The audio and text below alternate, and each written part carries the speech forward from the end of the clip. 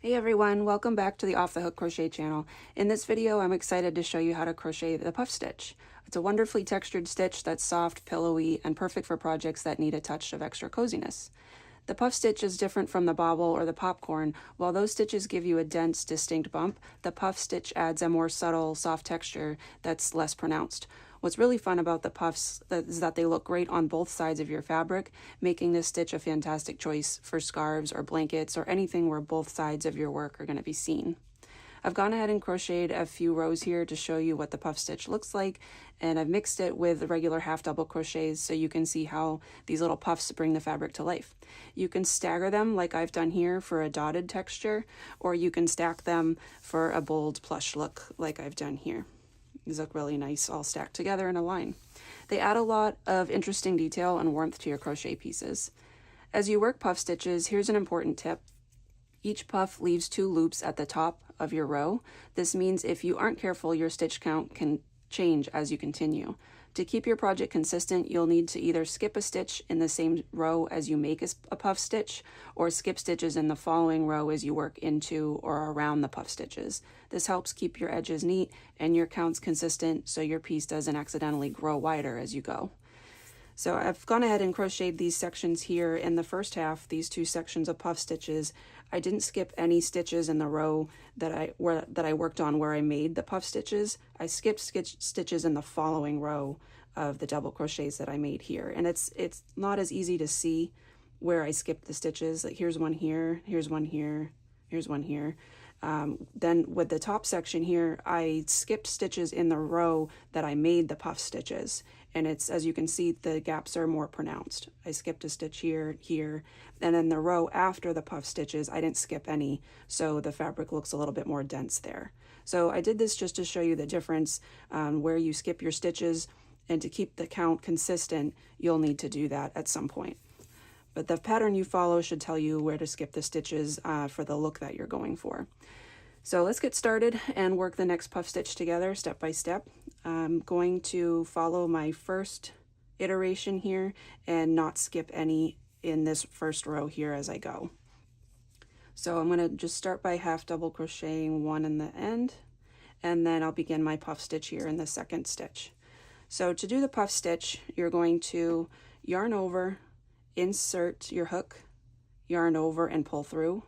And with these loops, you're going to bring them up to the height of your working stitch. So I'm making half double crochets and the medium height stitch, but what I'm going to do is relax the tension of the loops that I make here so that my puff is a little bit more puffy.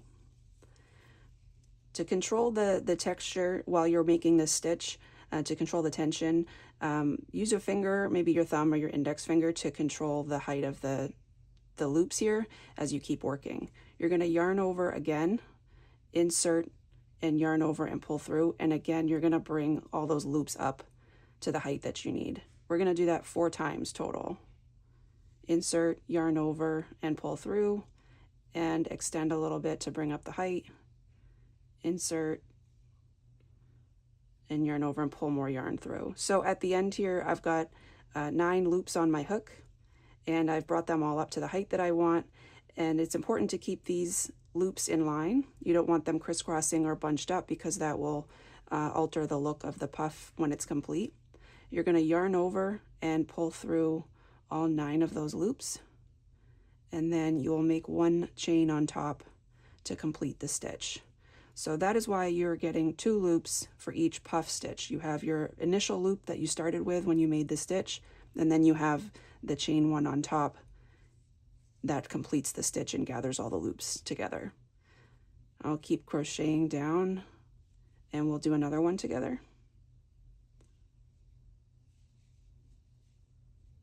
We'll yarn over, insert, yarn over and pull through, raise our height of the loops a little bit, yarn over, insert, yarn over, pull through.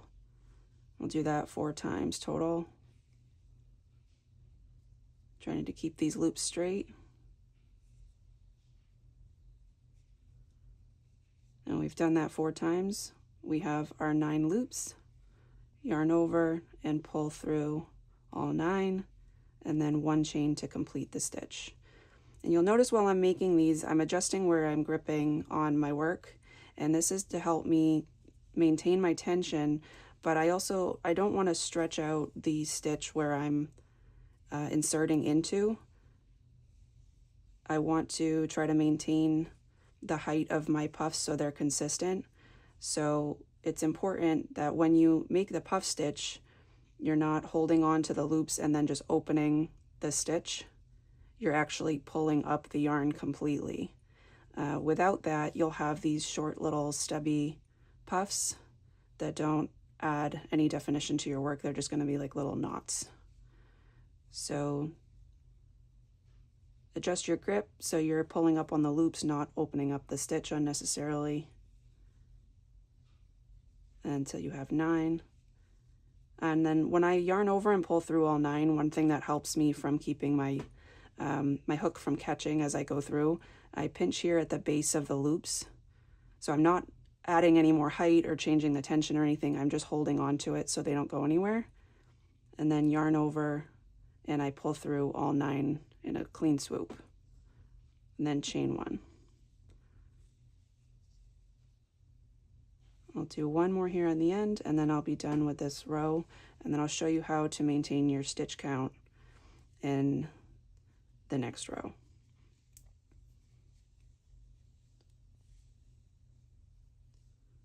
Three, and then 4, yarn over and pull through all 9, chain 1, and then 1 half double crochet to finish. Okay, there's the end of our puff stitch row. As we're looking at the stitches in the way that we work, we can see the front, and then there's the back. The front is going to look like just a few lines of loops here in the front, and then the back you can actually see a little bit more of the interlocking of the loops as they fold it over. So there's not too much of a difference between the front and the back. I think they tend to puff out a little bit more on the back than the front, but they are still visible definitely from the front and the back. So in the next row, I have more stitches than I started with from the row before the puff stitches. So what I need to do is maintain my stitch count. I'm going to skip a stitch. So where you skip, I don't know that it makes a huge difference. It's more important that you just know that you need to. So I'm going to skip the stitch after the chain 1 that I made. So here's the chain 1 from the top of the puff. I'm going to skip the one that follows after the puff. There's 3,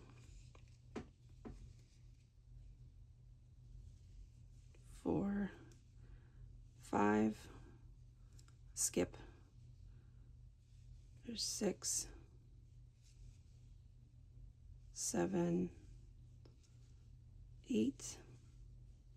I'm going to skip this one. 9, 10, 11, skip this one, and then finish with 12, which is what I started with. So this is how my work looks from the front of the puff stitches, and here's how it looks from the back.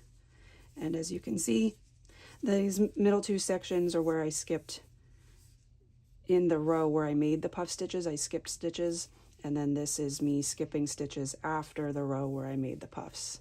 So you might be working on a project where you're going to do puff stitches in every row, and you can just do it from that row that you're working on. You'll have to skip over a couple. You can try staggering your skip stitches and see where you like the look the most. But just maintaining the accurate stitch count is the key takeaway here. So just like the popcorn and the bubble, you can adjust the size of your puff stitch by increasing or decreasing the number of times you repeat the yarning over process. So I did 4 here. You can yarn over 3 times, you can yarn over 5 times, and it will just adjust the size of your puffs. The profile of the stitch is negligible. I think you can control the height of the profile by the profile protruding from your work. by reducing the loops from the puff itself or controlling the tension of the loops. You can make the loops a little shorter if you want, or taller. It's very versatile, and the look is up to you. So that's it. That's the puff stitch. Simple, elegant, really fun to use in your crochet projects. There's so many stitch combinations you can try with the puffs to create some beautiful works of art. So give it a try and let me know in the comments if you have any questions or need help. Don't forget to hit like and subscribe. Thank you for watching.